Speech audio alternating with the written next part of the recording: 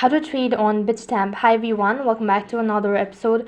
In this following video, I'm going to show you how you can trade on Bitstamp. So once your account has been verified, you will need to deposit funds in order to start trading.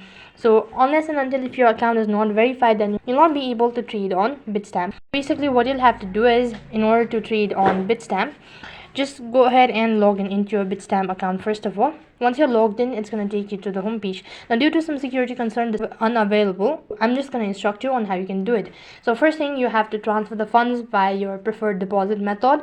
Either you can do it credit card, bank account, whatsoever. And after that, you need to select the desired market or trading pair through the markets.